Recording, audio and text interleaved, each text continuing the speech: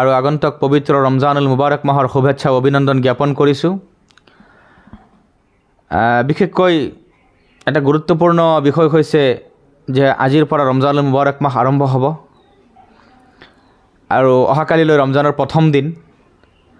ৰমজান মাহ এনেকুৱা এটা ফজিলতপূৰ্ণ মাহ, যি মাহৰ কথা হাদিছে পাকত বিভিন্ন হাদিছৰ দ্বাৰা নবীজীয়ে ৰমজান মাহৰ ফজিলত বৰ্ণনা কৰিছে।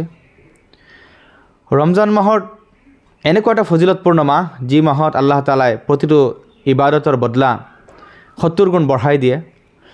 কোনোবাই যদি ৰমজানৰ প্ৰথমৰ পৰা শেষলৈকে ৰোজাখিনি ৰাখে, নবীজি মুহাম্মদুৰ ৰাসূলুল্লাহ সাল্লাল্লাহু আলাইহি ওয়াসাল্লাম ইৰশাদ কৰিছে, মান সামা ৰমাদানা ঈমানান ওয়া ইহতিসাবান, যিসকলে ৰমজান মাহৰ ৰোজা সওয়াবৰ নিয়তত বিশ্বাসৰ সৈতে প্ৰথমৰ পৰা শেষলৈকে ৰাখে, আল্লাহ তাআলাই কৈছে গুফিৰা লাহু মা তাকাদ্দামা মিন জাম্বি। অন্য ৰিৱায়তত কোৱা হৈছে খাৰাজা মিন যুনুবিহা কায়াউমিন ওয়ালাদাতহু উম্মুহ। তেওঁলোকক আল্লাহ তাআলাই এনেদৰে নিষ্পাপ কৰি দিয়ে, যেনেদৰে এটি কেঁচুৱা মাতৃগৰ্ভৰ পৰা ভূমিষ্ঠ হোৱাৰ সময়ত নিষ্পাপ থাকে।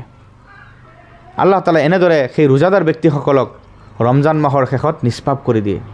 এনেকুৱা এটা ফজিলতপূৰ্ণ মাহ ৰমজান আৰু ৰোজা, যি ৰোজাৰ ফজিলতৰ কথা ক'বলৈ গৈ নবী মুহাম্মদুৰ ৰাসূলুল্লাহ সাল্লাল্লাহু আলাইহি ওয়াসাল্লামে হাদিছে কুদসিত বৰ্ণনা কৰিছে যে আল্লাহ তাআলাই প্ৰতিটো ইবাদতৰ বদলা বান্দাক ফেৰেস্তাৰ দ্বাৰা আমল নামাত লিখাই দিয়ে, কিন্তু ৰোজা এনেকুৱা এটা ইবাদত, যি ৰোজাৰ বিনিময় আল্লাহ তাআলাই ফেৰেস্তাৰ দ্বাৰা নিদিয়ে।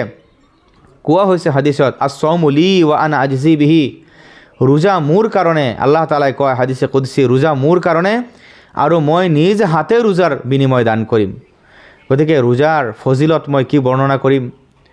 ৰোজা ৰাখি যেতিয়া ইফতাৰ সন্মুখত লৈ ৰোজাদাৰসকলে এই ৰমজান মাহত ইফতাৰ সন্মুখত লৈ যেতিয়া দোৱা কৰে, সেই সময়ত আল্লাহ তাআলাই এই ৰোজাদাৰ বান্দাসকলৰ দোৱা কবুল কৰি লয়।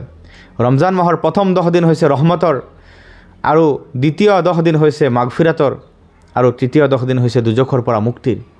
গতিকে ৰহমতে বৰকতে পৰিপূৰ্ণ আৰু বহু ফজিলত হাদিছত ৰমজান মাহ সম্পৰ্কে উল্লেখ আছে।